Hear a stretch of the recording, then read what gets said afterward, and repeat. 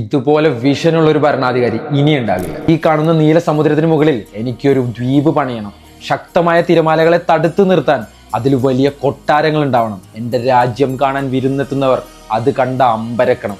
1990 ദുബായിയുടെ ഭരണാധികാരിയായ His Highness Sheikh Mohammed bin Rashid Al Maktoum ഒരു ഇംഗ്ലീഷ് വാരികയ്ക്ക് നൽകിയ ഇന്റർവ്യൂവിലെ പ്രസക്തമായ ഭാഗങ്ങളാണിവ. എത്ര മനോഹരമായ നടക്കാത്ത സ്വപ്നങ്ങൾ എന്ന് പറഞ്ഞ് അന്നത്തെ വാർത്താ ചാനലുകൾ അദ്ദേഹത്തിനെ പരിഹസിച്ചു. ആ മരുഭൂമിയിൽ ആര് പോകാനാണെന്ന് പറഞ്ഞിട്ട് കളിയാക്കി. പിന്നീട് നടന്നത് ചരിത്രമാണ്. എന്നാൽ ഇന്ന് ദുബായിയുടെ സമുദ്രത്തിന് മുകളിൽ പനയോല ആകൃതിയിൽ 4000-ന് മുകളിൽ കൂറ്റൻ വില്ലകൾ നിരന്നു നിൽക്കുന്ന 30,000-ന് മുകളിൽ ലക്ഷറി ക്ലാസ് പോപ്പുലേഷൻ താമസിക്കുന്ന ഒരു ദ്വീപ് കണ്ടാൽ സംശയിക്കേണ്ട. വർഷങ്ങൾക്ക് മുമ്പ് ഒരു ഭരണാധികാരി താൻ പറഞ്ഞ വാക്ക് പാലിച്ചതാണ്. അതാണ് പാം ജുമൈറ.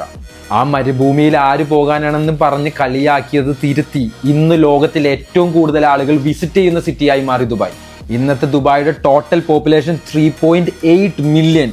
പാം ജുമൈറേനേക്കാൾ 2 ഇരട്ടി വലിപ്പമുള്ള പാം ജബലലി വരുന്നു. ഫ്യൂച്ചറിസ്റ്റിക് മെട്രോ സ്റ്റേഷൻ, ലോകത്തിലെ ഏറ്റവും വലിയ മോൾ, ലോകത്തിലെ ഏറ്റവും വലിയ എയർപോർട്ട്, കൈപ്പത്തി കൊണ്ട് പേയ്മെന്റ് ചെയ്യാൻ പറ്റുന്ന ഫെസിലിറ്റി, ഫ്ലൈയിങ് ടാക്സീസ്. സത്യം പറഞ്ഞാൽ ദുബായ് മറ്റു ലോകരാജ്യങ്ങളെക്കാൾ 3 പടി മുൻപിലാണ്. കാരണം ദുബായ് ഭരിക്കുന്നത് His Highness Sheikh Mohammed bin Rashid Al മക്തൂമാണ്. ഇനി നിങ്ങൾ പറ, ഇതുപോലെ വിഷനുള്ള ഒരു ഭരണാധികാരി ഇനി ഉണ്ടാവും?